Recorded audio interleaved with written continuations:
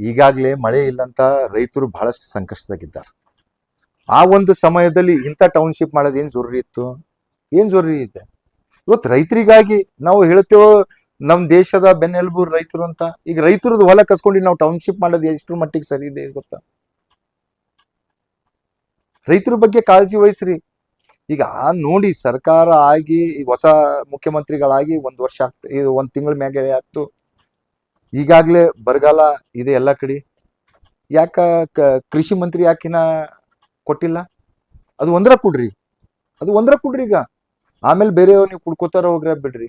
ಆ ಕೃಷಿ ಮಂತ್ರಿ ಬಂದ್ರು ಅಂತಂದ್ರೆ ಎಲ್ಲಿ ಏನ್ ಸಮಸ್ಯೆ ಇದೆ, ಕೃಷಿಕರಿಗೆ ರೈತರಿಗೆ ಏನ್ ಸಮಸ್ಯೆ ಇದೆ ಅಂತ ನೋಡ್ಲಕ್ರ ಆಗ್ತದ.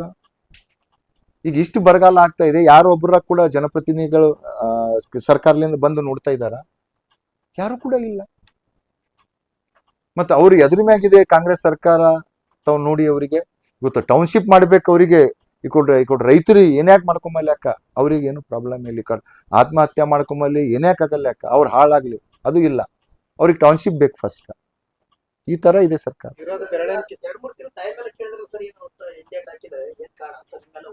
ಈಗ ಅದ್ರ ಬಗ್ಗೆ ಅವ್ರಿಗೆ ಕೇಳೋರು ಹೇಳ್ಬೇಕಲ್ಲ. ನಾನು ಅವ್ರ ಮನುಷ್ಯನಾಗ ಮತ್ತೆ ನನಗೆ ಹೆಂಗ್ ಹೇಳಕ್ಕಾಗುತ್ತೆ? ಈಗ ವಿರೋಧ ಬೆರಳಿಕೆ ಎಷ್ಟು ಸಚಿವರು ಕ್ಷೇತ್ರದಾಗಿರೋ ಬಂದು ಬೆಂಗಳೂರಾಗ ಬೀಡ್ಬಿಟ್ರ ಸರ್.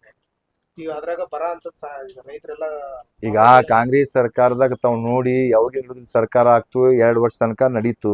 2.5 ವರ್ಷ ಆಗಿನ ಮ್ಯಾಕೆ ನಾನು ಮುಖ್ಯಮಂತ್ರಿ ಆಗ್ಬೇಕು, ನೀನ್ ಸಚಿವನಾಗ್ಬೇಕು, ಅದು ಬಿಟ್ಟು ಅವ್ರ ಹತ್ರ ಏನು ಕೂಡ ಇಲ್ಲ. ಸರ್ಕಾರನಲ್ಲಿ ಯಾವುದೇ ಡೆವಲಪ್ಮೆಂಟ್ ಬಗ್ಗೆದಾಗ ಏನು ಕೂಡ ಇಲ್ಲ. ನಾನ್ ಮಂತ್ರಿ ಆಗ್ಬೇಕು, ನಾನು ಮುಖ್ಯಮಂತ್ರಿ ಆಗ್ಬೇಕಂತ ಈಗ ಮುಖ್ಯಮಂತ್ರಿ ಅವ್ರದ್ದು ಏನ್ ಸಾಧನೆ ಇತ್ತು ಅವ್ರು ಸಾಧನೆ ಮಾಡಿದ್ರು.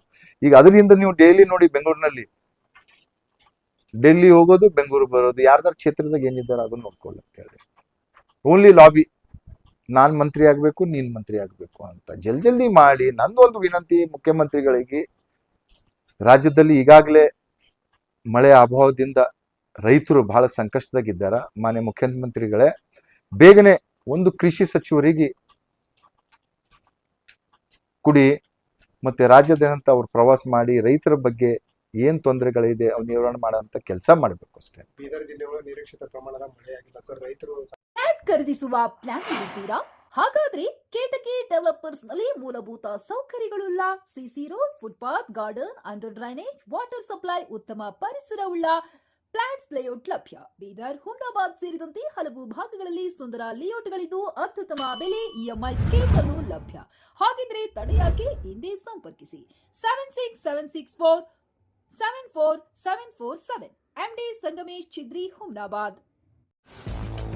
ಗ್ರಾಹಕರ ಸ್ಯಾಟಿಸ್ಫ್ಯಾಕ್ಷನ್ ನಲ್ಲಿ ನಂಬರ್ 1 ತೃಪ್ತಿಕರ ದೈಹಿಕವಾದ ಹುಮ್ನಾಬಾದ್ನ ಎಸ್ವಿ ಟಿವಿಎಸ್ ಶೋರೂಮ್ ನಿಮಗಾಗಿ ತರುತ್ತಿದೆ ಹೊಸ ಮಾಡೆಲ್ಗಳ ಹೊಸ ಬೈಕ್ಗಳು. ಇಲ್ಲಿ ಟಿವಿಎಸ್ ನ ಸ್ಪೇರ್ ಪಾರ್ಟ್ಸ್ ಹಾಗೂ ಸರ್ವಿಸ್ ಕೂಡ ಲಭ್ಯ. ಹಾಗಿದ್ರೆ ತಡೆಯಾಕೆ? ಹಿಂದೆ ಭೇಟಿ ನೀಡಿ, ನಾಗಲಕ್ಷ್ಮಿ ದಾಬಾ ಹತ್ತಿರ, ಗುಲ್ಬರ್ಗಾ ರೋಡ್, ಹುಮ್ನಾಬಾದ್. ಹೆಚ್ಚಿನ ಮಾಹಿತಿಗಾಗಿ ಸಂಪರ್ಕಿಸಿ 8494951009.